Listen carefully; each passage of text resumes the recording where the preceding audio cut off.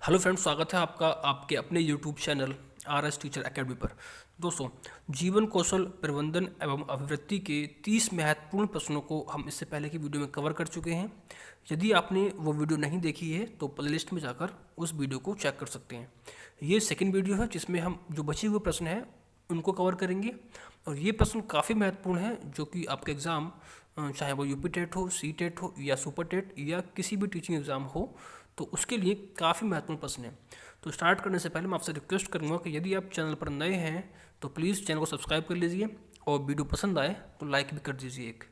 चलिए करते हैं स्टार्ट। पहला प्रश्न है आज का, निर्देशन के प्रकार हैं 3, 2, 4 या 3। तो 3 दो ऑप्शन में दिया गया है। देखिए, निर्देशन के प्रकार 3 होते हैं, 3 प्रकार के निर्देशन होते हैं, इसलिए राइट आंसर होगा ऑप्शन ए। कौन कौन से? शैक्षिक निर्देशन, व्यावसायिक निर्देशन और तीसरा होता है वैयक्तिक निर्देशन। नेक्स्ट प्रश्न है, परामर्श का उद्देश्य है बच्चे को समझना, बच्चे की कमियों का कारण पता करना, बच्चे के समायोजन में सहायता प्रदान करना या उपयुक्त सभी। तो परामर्श का उद्देश्य होता है बच्चे को समझना, इसलिए राइट आंसर होगा ऑप्शन ए। नेक्स्ट प्रश्न है, नेतृत्व वह व्यवहारगत गुण है जिससे वह अन्य व्यक्तियों या उनकी क्रियाओं को निर्देशित करता है। किसका कथन है? चेस्टर बर्नार्ड का, लुइस एलन का, महात्मा गांधी का या इनमें से कोई नहीं। तो ये जो कथन है ये लुइस एलन का है, option B is the right answer. Next प्रश्न है, नेतृत्व का कार्य है कार्य योजना बनाना, कार्य उद्देश्य निर्धारित करना, छात्र समस्याओं का अध्ययन तथा निराकरण करना या उपयुक्त सभी। तो नेतृत्व का कार्य ये तीनों ही ऑप्शन होते हैं, इसलिए राइट आंसर होगा ऑप्शन डी। नेक्स्ट प्रश्न है, प्रभावी नेतृत्व का गुण है। ऑप्शन ए शारीरिक गुण, ऑप्शन बी आत्मविश्वास, ऑप्शन सी सामाजिकता या ऑप्शन डी उपयुक्त सभी। तो प्रभावी नेतृत्व ये तीनों ही गुण प्रभावी नेतृत्व के होते हैं, इसलिए राइट आंसर होगा ऑप्शन डी। नेक्स्ट प्रश्न है, निर्देशन का मुख्य उद्देश्य है छात्र का शारीरिक विकास करना, ऑप्शन बी छात्र का संवेगात्मक विकास करना, ऑप्शन सी छात्र का सर्वांगीण विकास करना या ऑप्शन डी छात्र का शारीरिक विकास। देखिए, शारीरिक विकास यहाँ भी दो ऑप्शन में दिया गया है। तो निर्देशन का मुख्य उद्देश्य होता है छात्र का सर्वांगीण विकास करना, option C is the right answer. Next प्रश्न है, भारतीय संविधान कैसा है? लचीला, कठोर, ए और बी दोनों या इनमें से कोई नहीं। तो देखिए, भारतीय संविधान ना तो लचीला है और ना ही कठोर है। ये भारतीय संविधान अंशतः लचीला है और अंशतः कठोर है, इसलिए राइट आंसर यहाँ पर ऑप्शन सी हो सकता है। ए और बी दोनों, लचीला भी है कठोर भी है, या फिर ना लचीला ना कठोर। देखिए, मेरे हिसाब से इसका राइट आंसर ऑप्शन डी, इनमें से कोई नहीं होना चाहिए। बाकी आपकी क्या राय है इस प्रश्न को लेकर, आप कमेंट के माध्यम से हमारे साथ शेयर कर सकते हैं, क्योंकि मैंने जो जितना पढ़ा है उसमें भारतीय संविधान अंशतः लचीला और अंशतः कठोर है। ठीक है, आप अपने हिसाब से इसका आंसर लगा सकते हैं। ऑप्शन डी, इनमें से कोई नहीं। नेक्स्ट प्रश्न है, संवैधानिक प्रावधान हैं संविधान में नागरिकों के मौलिक अधिकार, संविधान में शिक्षा संबंधी प्रावधान, ए और बी दोनों या इनमें से कोई नहीं। तो संवैधानिक प्रावधान ये ऑप्शन ए और बी दोनों ही हैं, संविधान में नागरिकों के मौलिक अधिकार और संविधान में शिक्षा संबंधी प्रावधान, ये दोनों ही ऑप्शन संवैधानिक प्रावधान हैं, option C is the right answer, A और बी दोनों। नेक्स्ट प्रश्न है, संविधान में कितने मूल कर्तव्य हैं?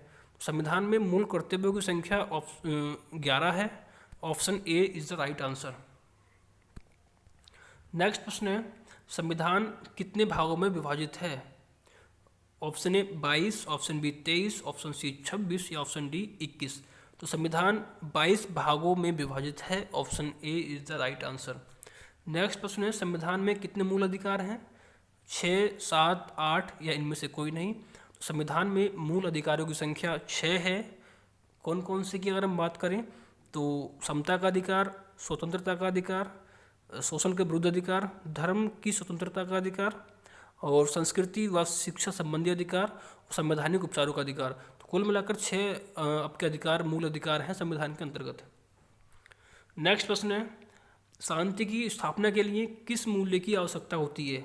संवैधानिक मूल्यों की, मानवीय मूल्यों की, नैतिक मूल्यों की, या इनमें से कोई नहीं। तो शांति की स्थापना के लिए मानवीय मूल्यों की आवश्यकता होती है। Option B is the right answer. Next प्रश्न है, शिक्षा का मूल उद्देश्य क्या है? मानव व्यक्तित्व का सर्वांगीण विकास करना, बुद्धि का सर्वांगीण विकास करना, ए और बी दोनों, या इनमें से कोई नहीं। तो शिक्षा का मूल उद्देश्य मानव व्यक्तित्व का सर्वांगीण विकास करना होता है। Option A is the right answer. मानव जीवन का आधार है व्यवसाय, नीति, आचरण, या ये सभी। तो मानव जीवन का आधार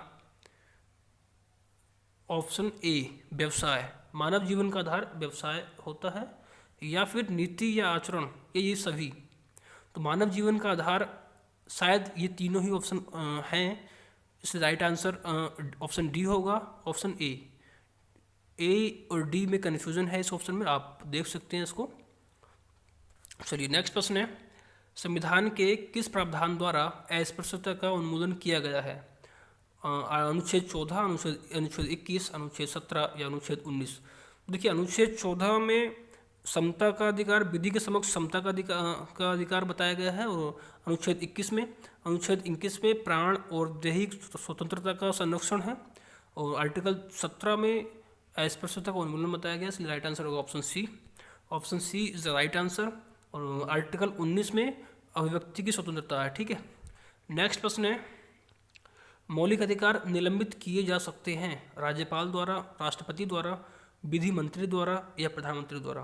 तो मौलिक अधिकार राष्ट्रपति के द्वारा निलंबित किए जा सकते हैं। Option B is the right answer.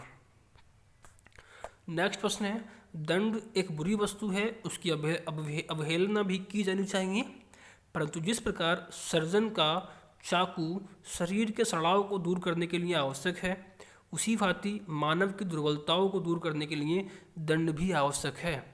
तो ये कथन किसका है ये आपको बताना है। Option A P ren, option B Adam Smith, option C Mahatma Gandhi, या ऑप्शन डी इनमें से कोई नहीं। तो उसका राइट आंसर होगा ऑप्शन ए। ये जो कथन है ये पी रेन साहब का है।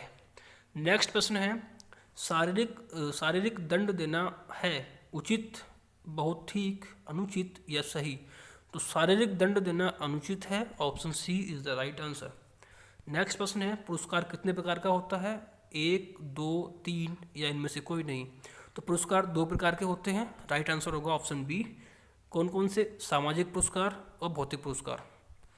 नेक्स्ट प्रश्न है, दंड से किस प्रकार की भावना उत्पन्न होती है? दुख की भावना, ग्लानि की भावना, क्रोध की भावना, या इनमें से कोई नहीं। तो दंड से क्रोध की भावना उत्पन्न होती है। Option C is the right answer. Next प्रश्न है, पुरस्कार का नकारात्मक पक्ष है लालच, ईर्ष्या, द्वेष, या उपयुक्त सभी? तो लालच, ईर्ष्या, द्वेष, ये तीनों ही पुरस्कार के नकारात्मक पक्ष हैं। राइट आंसर होगा ऑप्शन डी। नेक्स्ट प्रश्न है, दंड किस प्रकार का प्रेरक है? नकारात्मक प्रेरक, सकारात्मक प्रेरक, ए और बी दोनों, या इनमें से कोई नहीं? तो दंड एक नकारात्मक प्रेरक है। Option A is the right answer. Next प्रश्न है, पुरस्कार का महत्व है लक्ष्य प्राप्ति हेतु, उत्तरदायित्व की भावना का विकास, स्वस्थ प्रतिस्पर्धा, या उपयुक्त सभी? तो पुरस्कार का महत्व, ये तीनों ही ऑप्शन सही हैं। इससे राइट आंसर होगा ऑप्शन डी।